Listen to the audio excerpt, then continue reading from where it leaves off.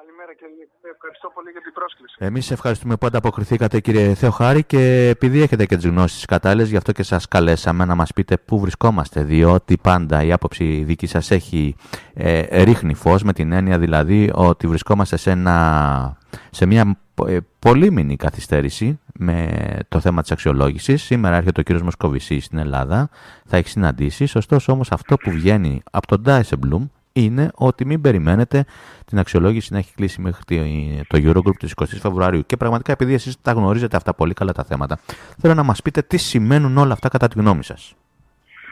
Καταρχήν, το ότι χάσαμε την 20 Φεβρουαρίου το ξέραμε εδώ και κάμια δεκαριά περίπου μέρες. Η κυβέρνηση συντηρεί ένα μύθο. Καταλαβαίνετε ποια είναι η αξιοπιστία της όταν έχει πια αποφασιστεί ήδη από τη συνάντηση της Παρασκευής, αλλά και νωρίτερα, ότι 20 Φεβρουαρίου είναι πολύ αργά για να έρθει η λύση. Συντηρούσε το μύθο ότι μπορούμε να τα καταφέρουμε, και παρόλο που έχει βγει και η επίσημη ατζέντα της 20 Φεβρουαρίου και δεν τίθεται θέμα απόφασης για το ελληνικό πρόγραμμα, συνεχίζει να λέει ότι υπάρχει δυνατότητα να βρούμε λύση μέχρι τότε. Αυτό είναι ένα δείγμα της αξιοπιστίας των μηνυμάτων που έρχονται από το Maximum με τα non-paper και τι πραγματικότητα και τι αλήθεια μπορούν αυτά να μεταφέρουν. Το δεύτερο που θα μπορούσε κάποιος να πει είναι ότι τη σημασία της καθυστέρησης αυτής την είπε ο ίδιος ο κύριος Βίζερ, ο Αυστριακός πρόεδρος του Euroworking, για όποιον δεν το ξέρουν, και ένας σταθερός φίλος της χώρας μας, ένας άνθρωπος ο οποίος έχει κάνει ό,τι μπορεί για να γεφυρωθούν οι διαφορές μεταξύ των διαφόρων μερών, πάντοτε όσο μπορεί βέβαια στο προς όφελος της χώρας μας. Ο κ. Βίζερ λοιπόν είπε ότι η καθυστέρηση αυτή στην πραγματικότητα, το ερώτημα δεν είναι τι θα σημάνει πολιτικά ή τι θα σημάνει σε σχέση με τη συμφωνία, αλλά τι θα σημάνει για τις ελληνικές επιχειρήσεις, για τους Έλληνες εργαζόμενους και για την ελληνική οικονομία.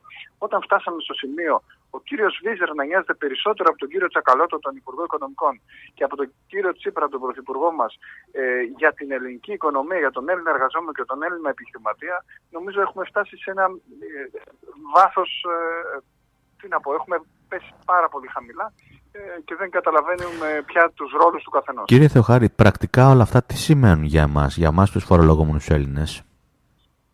Καταρχήν σημαίνουν ότι όσον αφορά το φορολόγητο, ότι θα υπάρξει μια αύξηση του φόρου που πληρώνει ο κάθε Έλληνας, τουλάχιστον τα χαμηλότερα εισοδήματα, γιατί αυτό το φορολόγητο δεν ισχύει για τα υψηλότερα εισοδήματα. Ο κάθε Έλληνας κάτι μεταξύ 500 και 800 ευρώ.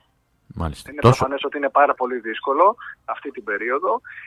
Θα ήταν λογικό να συμβεί αν συγχρόνως σήμαινε και μείωση των υπολείπων φορολογικών συντελεστικών.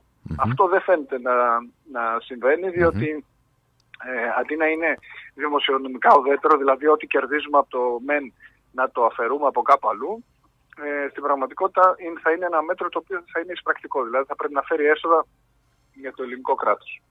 Μάλιστα. Αυτό σημαίνει πραγματικά ότι θα βαθύνει και άλλο περισσότερο το ρήγμα με την τσέπη μας, κύριε Θεοχάρη, και πραγματικά δεν ξέρω πού μπορεί να φτάσει αυτή η κατάσταση, διότι είναι γνωστό, δεν μπορούμε να πληρώνουμε άλλα.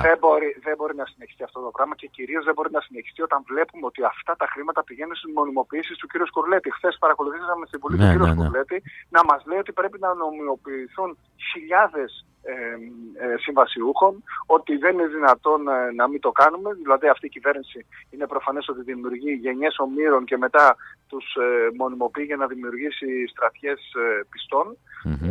Και το χαρακτηριστικό είναι ότι από το 2015 στο 2016 αυξήθηκε το μισθολογικό κονδύλι του δημοσίου κατά 1,3 δις ευρώ.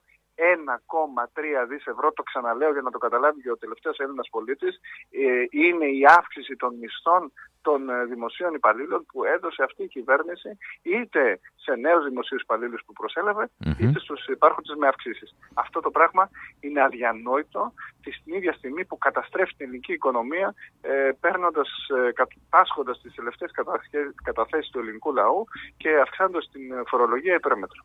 Μάλιστα. Στην ουσία, πολιτικά, αν το δούμε αυτό, σημαίνει ότι η κυβέρνηση θέλει να έχει ένα δίκτυο προστασίας στους ανθρώπους που εργάζονται στο δημόσιο, και βεβαίως να τους μετατρέψει σε αορίστου χρόνου, δηλαδή στην ουσία, κύριε Θεοχάρη, να τους μονιμοποιήσει με αυτή την έννοια. Και βέβαια οι άνθρωποι αυτοί θα φύγουν και από μια ομηρία, γιατί οι συμβασιούχοι, κακά τα ψέματα, ήταν όμοιροι της εκάστοτε κυβέρνησης, των εκάστοτε κυβερνήσεων που είχαν περάσει από το παρελθόν. Το ξέρουμε όλοι μας αυτό.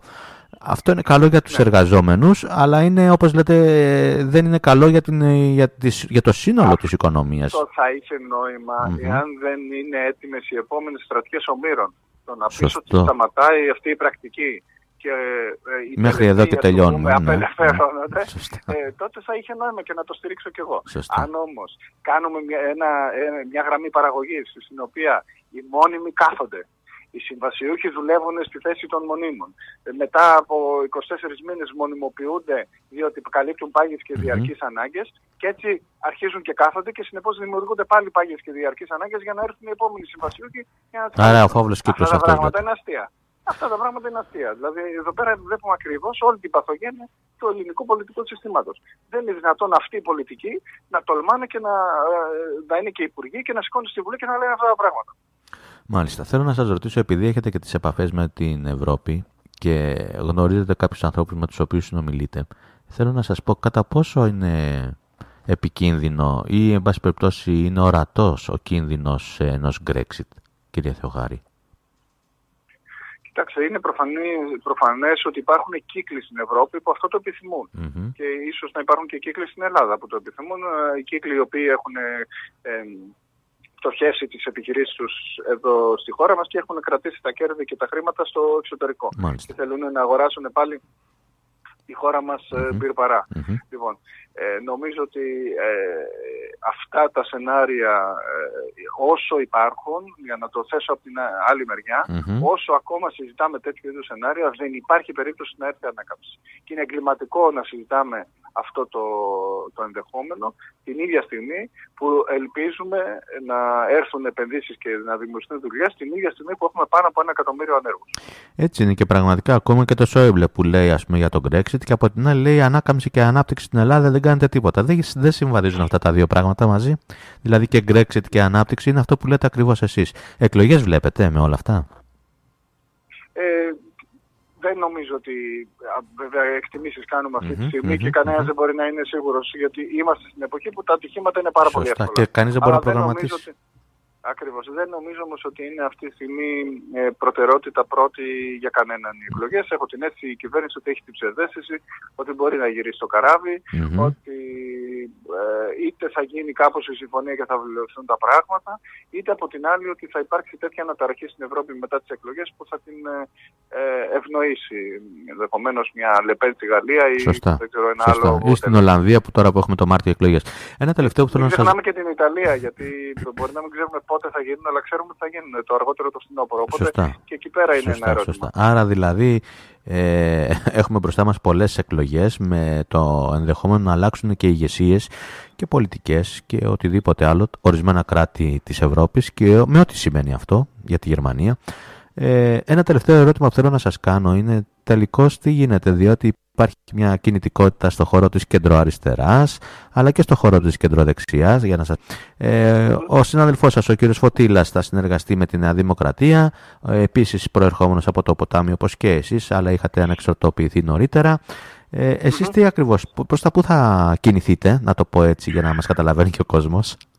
Κοιτάξτε, αυτό που προσπαθώ να κάνω αυτή την περίοδο είναι συνεργάζομαι και με άλλους ανθρώπους, όπως είναι γνωστό, για να περιγράψουμε έστω στις αδρές γραμμές του πώς θα ήταν ένα σχέδιο εξόδου από την κρίση. Δηλαδή, τι θα σήμαινε να πάμε στο εξωτερικό και να απαιτήσουμε δηλαδή, πώς θα περιγράφαμε ένα σχέδιο το οποίο θα ήταν ελληνικό και άρα θα ήταν αξιόπιστο με την έννοια ότι εφόσον εμείς το φτιάξαμε, εμείς θα έχουμε και τη δύναμη να το τηρήσουμε.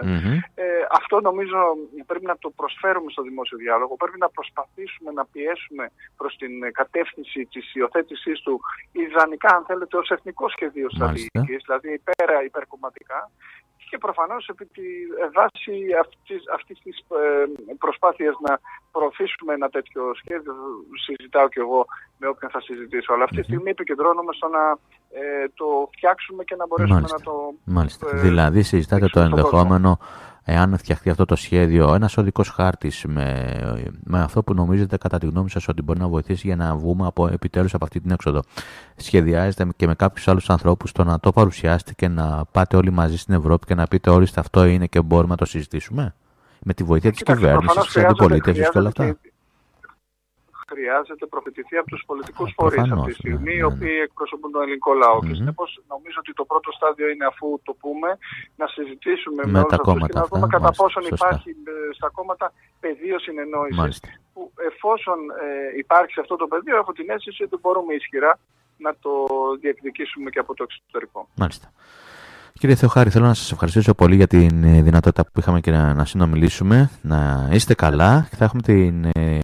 Βεβαίως και στο μέλλον να τα ξαναπούμε, διότι δυστυχώς δεν κλείνουν εύκολα τα μέτωπα. Δυστυχώς. Σας ευχαριστώ πάρα πολύ. Εγώ ευχαριστώ για την πρόσκληση και την καλημέρα μου. Καλή σας ημέρα. Σας ευχαριστούμε πολύ.